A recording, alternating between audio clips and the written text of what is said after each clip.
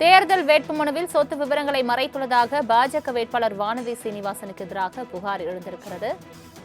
வேட்புமனுவில் சொத்து விவரங்களை மறைத்ததாக பாஜக வேட்பாளர் வானதி சீனிவாசனுக்கு எதிராக புகார் எழுந்துள்ளது. வருமான வரித்துறை விசாரணை நடத்த உத்தரவிடக் கோரி அந்தந்த தொகுதி வாக்காளர்கள் தரப்பில் சென்னை உயர்நீதிமன்றத்தில் மனு தாக்கல் செய்யப்பட்டிருக்கிறது. தொடர்பான மேலும் விவரங்களை தருவதற்காக செய்தியாளர் கிருஷ்ணமூர்த்தி இணைப்பில் இருக்கிறார். கிருஷ்ணமூர்த்தி, வணக்கம். வேட்புமனுவில் சொத்து விவரங்களை மறைத்ததாக பாஜக வேட்பாளர் வானதி சீனிவாசன் மீது புகார் எழுந்திருக்கிறது. முழு விவரங்கள் என்ன? வணக்கம்.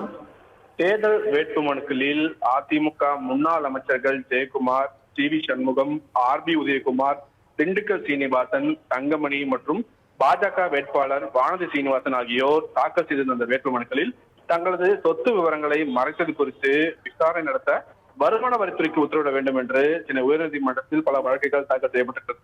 சென்னை ராயபுரம் தொகுதியில் அதிமுக வேட்பாளரான ஜெயக்குமார், விழுப்புரம் மாவட்டம் மயிலம் தொகுதியில் அதிமுக வேட்பாளரான டி.வி. சண்முகம், மதுரை திருமங்கலம் தொகுதி அதிமுக வேட்பாளர் ஆர்.பி. உதயகுமார், திண்டுக்கல் தொகுதியில் அதிமுக வேட்பாளர் திண்டுக்கல் சீனிவாசன், இதேபோல் நாமக்கல் மாவட்டம் குமாரம்பாளையம் தொகுதியில் அதிமுக வேட்பாளராக கூடிய தங்கமணி, கோவை வடக்கு தொகுதி பாஜக வேட்பாளர் வானதி சீனிவாசன் ஆகியோர் தாக்கல் செய்த வேட்புமனுக்களில் சொத்து விவரங்களை மறைத்துள்ளதாக அந்தந்த தொகுதி வாக்காளர்கள் சார்பில் சென்னை உயர்நீதிமன்றத்தில் பல வழக்குகள் தாக்கல் செய்யப்படுகிறது.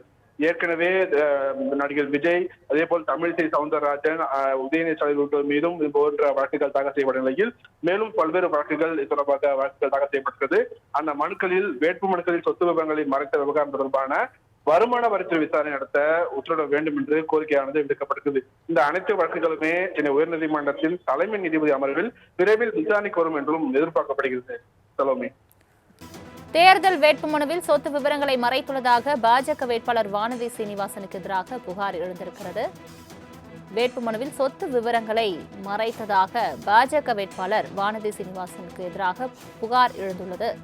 வருமான வரித்துறை விசாரணை நடத்த உத்தரவிடக் கோரி அந்தந்த தொகுதி வாக்காளர்கள் தரப்பில் சென்னை உயர்நீதிமன்றத்தில் மனு தாக்கல் செய்யப்பட்டிருக்கிறது. தொடர்பான மேலும் விவரங்களை தருவதற்காக செய்தியாளர் கிருஷ்ணமூர்த்தி இணைப்பில் இருக்கிறார். கிருஷ்ணமூர்த்தி, வணக்கம். வேட்புமனுவில் சொத்து விவரங்களை மறைத்ததாக பாஜக வேட்பாளர் வானதி சீனிவாசன் மீது புகார் எழுந்திருக்கிறது. முழு விவரங்கள் என்ன? வணக்கம்.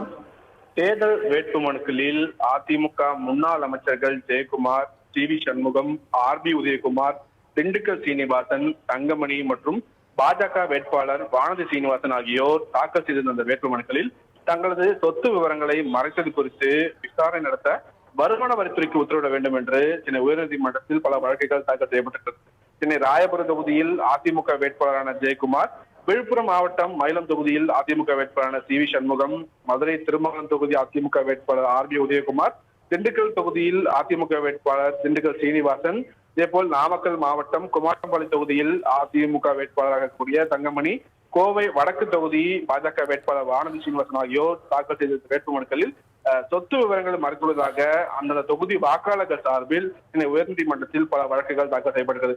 ஏற்கனவே நடிகர் விஜய், அதே போல் தமிழிசை சவுந்தரராஜன், உதயநிதி ஸ்டாலின் உள்ளிட்டோர் மீதும் இது போன்ற வழக்குகள் தாக்கல் செய்யப்பட்ட நிலையில் மேலும் பல்வேறு வழக்குகள் தொடர்பாக வழக்குகள் தாக்கல் செய்யப்பட்டிருக்கிறது. அந்த மனுக்களில் வேட்புமனுக்களில் சொத்து விவரங்களை மறைத்த விவகாரம் தொடர்பான வருமான வரித்துறை விசாரணை நடத்த உத்தரவிட வேண்டும் என்று கோரிக்கையானது விடுக்கப்பட்டிருக்கிறது. இந்த அனைத்து வழக்குகளுமே சென்னை உயர்நீதிமன்றத்தில் தலைமை நீதிபதி அமர்வில் விரைவில் விசாரணைக்கு வரும் என்றும் எதிர்பார்க்கப்படுகிறது. சலோமி, தங்களின் முழு விவரங்களுக்கு நன்றி கிருஷ்ணமூர்த்தி.